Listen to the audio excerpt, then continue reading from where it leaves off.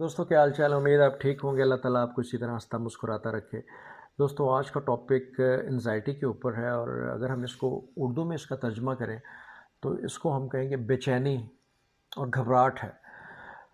ये एंजाइटी और घबराहट किसी हद तक अगर आपकी नॉर्मल कंडीशन में होती है तो फॉर एग्ज़ाम्पल अगर आप कहीं जा रहे हैं और एक जानवर आप पे हमला कर देता है और या फिर आपने कोई ऐसा एग्ज़ाम देना है जो पास ना कर सके तो आपको नेक्स्ट एडमिशन नहीं मिलेगा किसी कॉलेज या यूनिवर्सिटी में।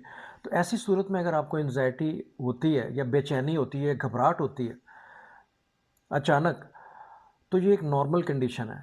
इसको हम नॉर्मल फिनोमेना कहेंगे और इस सूरत में बॉडी के अंदर जो सिंपैथेटिक सिस्टम अल्लाह ताला ने एक बनाया है, उससे सारी आपकी बॉडीज़ की एनर्जीज़ जो हैं इकट्ठी हो जाती हैं और कभी कोई ऐसी सिचुएशन आ जाए इंसान के लिए तो वो एनर्जीज़ उसके ख़िलाफ़ काम करके उस सिचुएशन को बाहर निकाल देती हैं। तो यहाँ तक तो ये नॉर्मल है। लेकिन अगर ये एंजाइटी ज़रूरत से ज़्यादा बढ़ जाए, बहुत ज़्यादा, और छोटी-छोटी बातों पे अगर आप बहुत ज़्यादा उदास रहना शुरू हो जाएँ, बेचैन रहना शुरू हो जाएँ, घबराना शुरू कर दें और आपके ब्रेन के अंदर वो बात रह जाए और सारा दिन उसको आप लेके चलते रहें और मुख्तलिफ़ लोगों से डिस्कस करते रहें, जगह-जगह पे खड़े होकर, तो आप समझ लें कि आपके अंदर वो सिम्पटम्स जो एंजाइटी के और डिप्रेशन के जो हैं वो आना शुरू हो गए हैं। उसमें अब होता क्या है, इंसान अपने आप को अनसेफ समझना शुरू कर देता है और वो ये समझता है कि कुछ ऐसे मुहर्रिकात हैं, ऐसी बातें हैं जो इमोशनली और फिज़िकली आपको नुकसान पहुंचा सकती हैं, बाहर के एनवायरनमेंट से या किसी आदमी से। लेकिन इनफैक्ट ऐसा होता नहीं है। वो उसका अंदेशा होता है, वो ये सोच रहा होता है कि शायद मुझे कोई शख्स या कोई ऐसे हालात हैं मेरी ज़िंदगी के में जो मुझे वो नुकसान पहुंचा रहे हैं और वो अपने आप को अनसेफ अंदर ही अंदर समझना शुरू कर देता है और ऐसी कंडीशन में वो डीपली एंजाइटी में जाना शुरू कर देता है। हालांकि वो उसका अंदेशा होता है, हकीकत में इससे कोई ताल्लुक़ नहीं होता। फॉर एग्ज़ाम्पल, इसके लिए एग्ज़ाम्पल मैं आपको देता हूँ कि अगर कोई ऐसा शख्स ये समझता है कि मैं एक बंद कमरे में जाऊँगा तो मेरा साँस बंद हो जाएगा। हालाँकि बंद कमरे में जाने से साँस बंद नहीं होता, लेकिन उसके अंदर की ये फ़ीलिंग होगी कि बंद कमरे में मैं गया तो मेरा साँस घुटना शुरू हो जाएगा। अब इस एंग्ज़ायटी की कंडीशन में और डिप्रेशन की कंडीशन में जो जो बहुत ज़्यादा सिम्पटम्स, ख़तरनाक सिम्पटम्स होते हैं, वो क्या होते हैं? उसमें बाज़ लोगों को बहुत ज़्यादा जो है हाथ काँपना शुरू हो जाते हैं, दिल की धड़कन बहुत ज़्यादा तेज़ होना शुरू हो जाती है। उनको ठंडे पसीने आना शुरू हो जाते हैं और उनको ऐसा फ़ील होता है जैसे अभी मैं मर जाऊँगा, अभी मुझे कुछ हो जाएगा और पता नहीं मैं बचूँगा या नहीं बचूँगा, या पता नहीं कल क्या होने वाला है। मतलब ऐसी बातें वो सोचना शुरू कर देता है जो आपके अपने इख्तियार में नहीं है और आप दूसरे को अगर वो कोई बात करता है तो वो बड़ी हैरत से वो सोचता है कि यार आप इस तरह की बातें क्यों सोच रहे हैं। इनफैक्ट देखें, ये जैसे नज़ला, ज़ुकाम, खांसी, बुखार, इस किस्म की डिजीज़ेज़ इंसान को हो जाती हैं। डिप्रेशन, एंग्ज़ायटी भी एक डिज़ीज़ है। ये आपको समझने की कोशिश करनी पड़ेगी कि ये भी एक बीमारी है, एंग्ज़ायटी है और इसको जब आपके अंदर ये सिम्पटम्स आने शुरू हो जाएँ, तो आप समझ लें कि आपने अपने किसी साइकोलॉजिस्ट को या अपने डॉक्टर को आपने ये बातें बतानी है, एक्सप्रेस करना है, बताना है उसको कि डॉक्टर साहब मुझे ये फीलिंग्स आना शुरू हो गई हैं, इसका मैं क्या करूँ? अगर आप ये फीलिंग्स अपने डॉक्टर से या साइकोलॉजिस्ट से शेयर नहीं करेंगे, तो आपके अंदर ये फीलिंग्स बढ़ती जाएँगी और खुदा ना ख़ास्ता आप जो बहुत ज़्यादा डिप्रेशन के जो बहुत-बहुत बड़े पेशेंट्स होते हैं, जो जो बाद में मतलब एक एक नॉर्मल साइकोलॉजिस्ट से भी ठीक नहीं होते और मेडिकेशन पे जाना पड़ता है उनको और बाज़ लोगों को तो हॉस्पिटल्स में एडमिट भी करना पड़ता है। अब होता क्या है डिप्रेशन में कि ऐसे इंसान की दुनिया छोटी होती चली जाती है। यानी वो अवॉइड करता है अपने दोस्तों में जाने से, अपने फ्रेंड्स एंड फैमिली मेंबर्स में बैठने से, पार्क वगैरह में जाने से, किसी ऐसी जगह पे जहाँ बहुत ज़्यादा शोर-शराबा हो रहा हो, वहाँ पे जाने से। तो इन चीज़ों से उसको डिप्रेशन होना शुरू हो जाता है, ठीक है? तो अब इसका सबसे बड़ा हल आपको मैं बताने की कोशिश करूँगा कि जब ये ऐसी प्रॉब्लम्स आना शुरू हो जाए, एक तो ये बात है कि आप अपने साइकोलॉजिस्ट या अपने डॉक्टर से जाके एक्सप्रेस करें। दूसरा ये कि जब आपको ये फीलिंग्स आना शुरू हो जाए, तो अपने आप को आपने बहुत ज़्यादा गिराना नहीं है, टेंशन में नहीं लेना। आपने कोशिश करके उठना है और कहना है कि नहीं, ये डिप्रेशन जो मेरे अंदर की बातें हैं, ये एक झूठ है और ये ख़यालात हैं जो थोड़ी देर के लिए आएंगे और फिर चले जाएंगे, और ये मुझे कोई नुकसान नहीं पहुंचा सकते, और किसी भी किस्म का नुकसान मुझे इनसे नहीं होने वाला। अपने आप को अपने आप से ये बातें आपने रिपीट करनी है, रिपीटेडली आपने बोलना है कि मुझे कुछ नहीं होने वाला। और दूसरी बात ये है कि आपने गौर करना है, अपने आप तदब्बर करना है, सोचना है कि यार कि मैं जो बातें हर वक्त सोचता रहता हूँ, परेशान रहता हूँ, आखिर वाकई ये कोई ऐसी बातें हैं जिनसे मुझे परेशान होना चाहिए और मुझे घबराना चाहिए, और कोई ऐसी बातें हैं जो हमारे कंट्रोल में नहीं है। फॉर एग्ज़ाम्पल हम अपने फ्यूचर के बारे में नहीं सोच सकते कि क्या होने वाला है, ये सिर्फ अल्लाह ताला की ज़ात जानती है।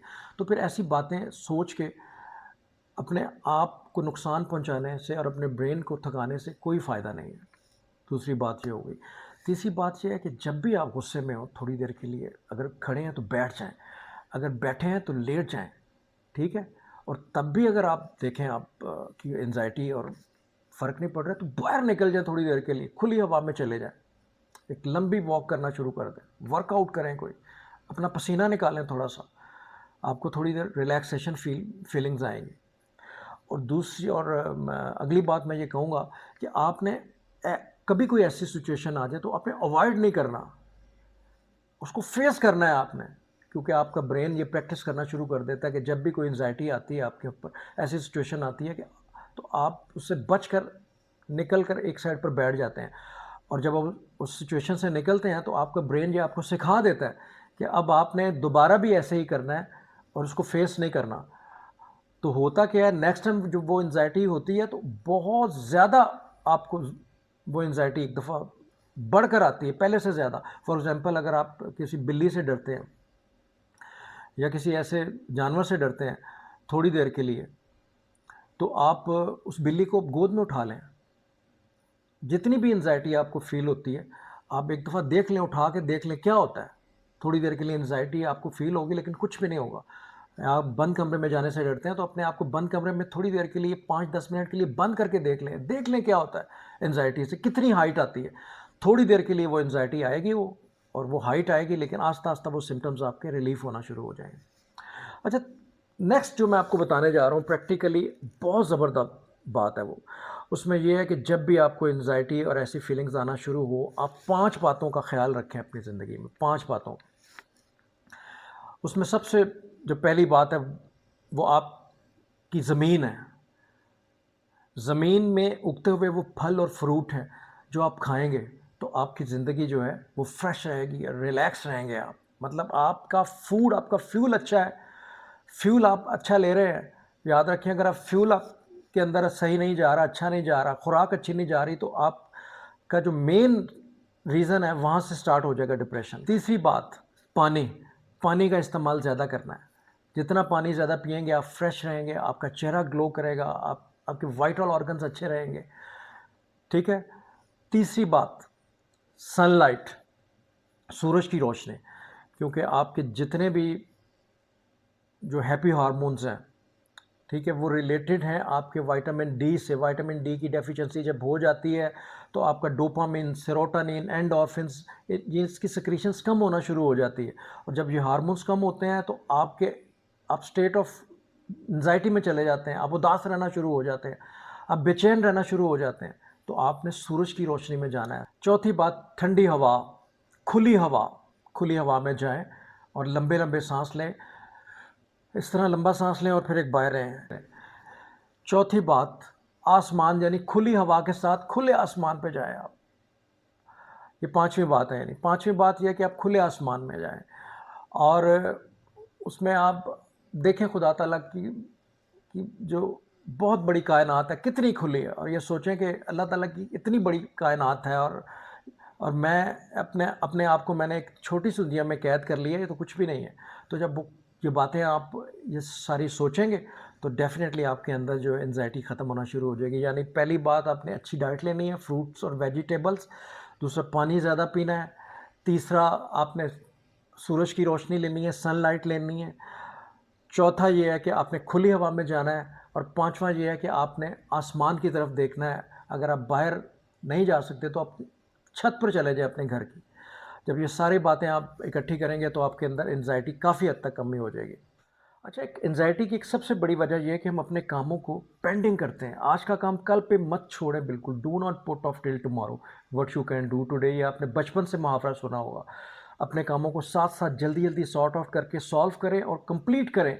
चाहे आप ऑफिस का काम है, चाहे आपका घर का काम है, चाहे कोई भी काम है, कोई मसला है, कोई भी बड़ा मसला है, उसको बड़ा मत होने दें।